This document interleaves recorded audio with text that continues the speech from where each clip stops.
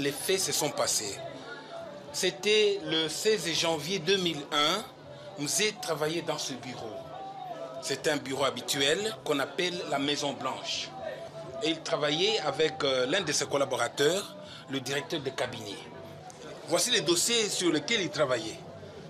Et la paire de lunettes qu'il a portées ce jour-là, les stylos, tout ce qu'il a utilisé se trouve là. On n'a rien enlevé. Et quand Mzé était assis là-bas, il a vu quelqu'un de l'autre côté. Cette porte-là était ouverte.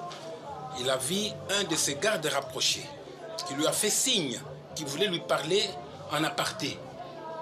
Et alors, le connaissant, il lui a fait signe de venir. Il est entré juste à côté de Mzé. Malheureusement, il était armé. Il avait son revolver. Et il a tiré à bout portant. Alors, vous regardez ici sur le fauteuil, vous voyez l'impact des balles. Il y a une balle ici. Et ça, c'est le sang. Ça, c'est le sang également. Une balle est entrée là-bas. Une autre ici derrière.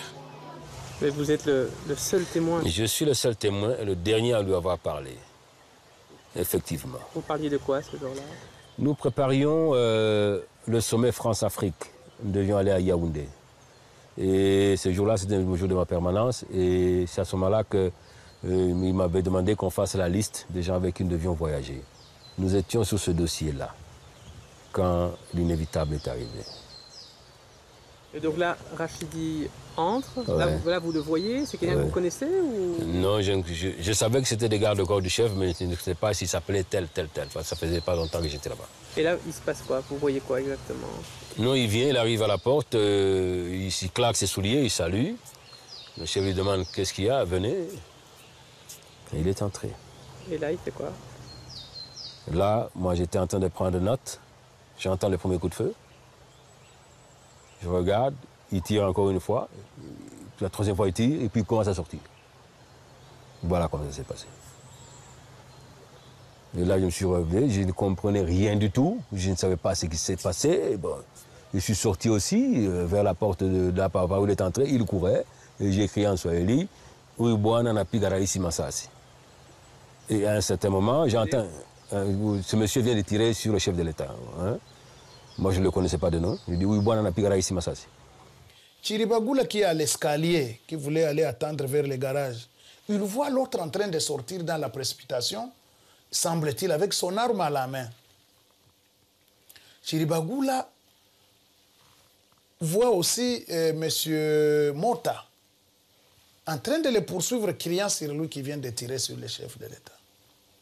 Chiribagula affirme avoir tiré une balle sur Rachidi dans la jambe et il est tombé. Mais subitement, Edi Kapend viendra avec Kalachnikov pour achever Rachidi. Et Chiribagula affirme même qu'il a empêché Edi Kapend de laisser qu'il parle. Edi Kapend, dans la colère, d'ailleurs, les questions qui lui étaient posées sur ça, il lui-même dit que il avait achevé effectivement parce qu'il était dans la colère. Camarades, officiers et soldats, le peuple congolais, encore une fois en ce jour, a besoin de votre sérénité. Edi Kapend est le bras droit de Kabila. Il vient d'exécuter Rachidi l'assassin et lance ensuite un appel au calme à la télévision nationale. Il craint que la rumeur de l'assassinat de son chef ne se propage et qu'un mouvement de panique s'empare de l'armée. Il vous est donc interdit, vous soldats et commandants, d'user les armes sans ordre préalable qui vous sera donné par la hiérarchie selon l'ordre que je donne en ce moment. Il n'est donc pas question. Edi Kapend ne dit rien